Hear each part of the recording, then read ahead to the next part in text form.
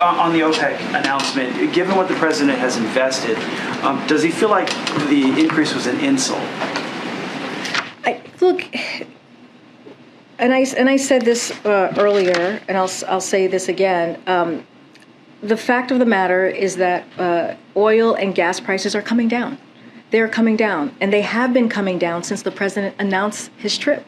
The moment he announced his trip, we saw gas prices and oil prices coming down, and so that is also important to note. But what we're focused on is that our goal is to bring prices down for Americans, and that's what we're seeing. 100,000 barrels a day, it's enough to basically cover, I think, 86 seconds of global oil demand in a day.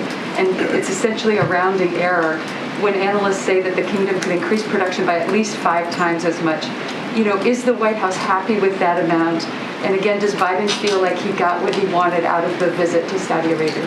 So, again, the way we look at this is that I laid out the gas prices and how that's gone down. We went from 120.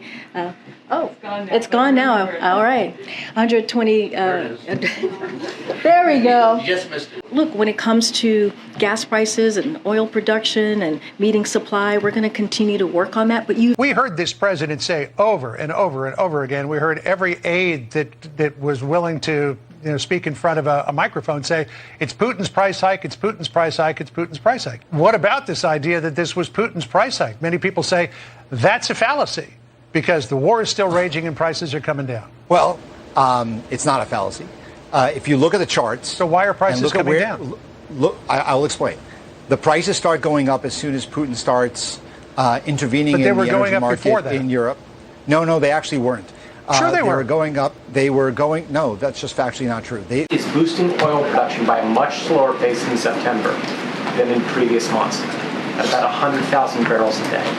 After President Biden's visit to Saudi Arabia, was this the potentially substantial increase that the administration was looking for? So I'll say this, the president has been very clear, Josh, that oil supply must meet oil demand.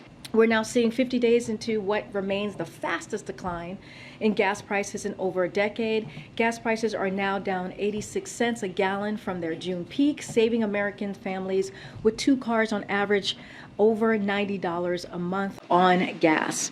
And drivers can now find gas for less than $3.99 a gallon at more than half of all gas stations across the country. Prices are coming down even as Putin's war continues to put pressure on global energy supplies. President Biden promised he would address Putin's price hike at the pump, and he is. He is releasing 1 million barrels of oil a day from the Strategic Petroleum Reserve. He is rallying international partners to release from the Strategic Petroleum Reserve. He is rallying international partners to release. Can I ask you, Karine? Families are telling us months later that they're still seeing limited or at least little to no improvement in their access to baby formula, and market research shows that shortages remain right now. So to those families, has the administration done enough to solve this problem? So as you know, this is a priority for us. We understand what families are going through, caregivers, moms and dads, grandparents, and we have done